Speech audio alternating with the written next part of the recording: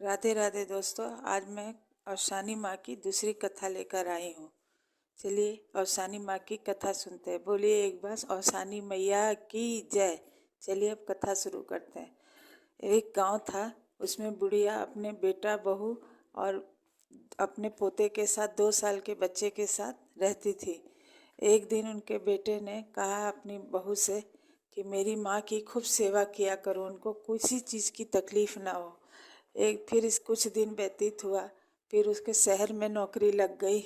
उसे शहर जाना था तो उसने अपनी पत्नी से कहा कि तुम मेरी माँ की ऐसी सेवा करना जैसे तुम अपने बेटे की करती हो। वो बोली ठीक है, मैं करूँगी वैसी ही सेवा। फिर वो अब शहर चला गया। इसके बाद अपने बेटे को जैसे तेल मालिश करके काजल पाउडर सब लगा के उसकी सेवा करती थी, उसी तरह अपनी सास की भी सेवा करती थी। खूब तेल लगा के काजल पाउडर लगा के सब ऐसे खूब रोज़ सेवा करती थी। उसका बेटा 2 साल से 5 साल का हो गया। फिर उसको स्कूल में दाखिला कराना था, तो उस दिन खूब बढ़िया से तैयार करके काजल पाउडर लगा के अपनी सास को भी और अपने बेटे को भी लगा के अपने स्कूल ले गई दाखिला कराने के लिए। वहाँ जाके बोली कि मेरे बच्चे का दाखिला कर दीजिए। तो मास्टर जी ने बोला ठीक है दाखिला हो जाएगा, पर कहती है एक शर्त पे दाखिला मैं करवाऊँगी, जब मेरी सास का भी आप दाखिला करेंगे तभी हम दाखिला कराएंगे। तो बोले कि इनकी इतनी बूढ़ी औरत अभी से पढ़ाई करेंगे? तो बोली हाँ, इसी शर्त पे हम अपने बच्चे का दाखिला आपके स्कूल में कराएंगे।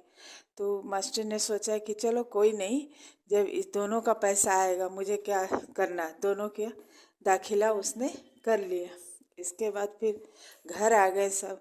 फिर इसके बाद सुबह उनको अपनी सास को और अपने बच्चे को दोनों को अपनी सास को स्कर्ट पहना के खूब बढ़िया सुंदर तैयार करके काजल पाउडर लगा के अपने बच्चे को भी लगा के लेके स्कूल गई। पूरे गांव वाले हंस रहे थे। बेचारी बहुत दुखी हुई बुढ़िया। फिर इसके बाद स्कूल पहुंचा के जैसे वो अपने घर गई, बुढ़िया स्कूल से भाग के और जाके एक जंगल में रोने लगी। तब तक वहाँ पे एक बूढ़ी औरत भेष बदल के, औसानी माँ ही थी वो, भेष बदल के आई। पूछी तुम क्यों रो रही हो?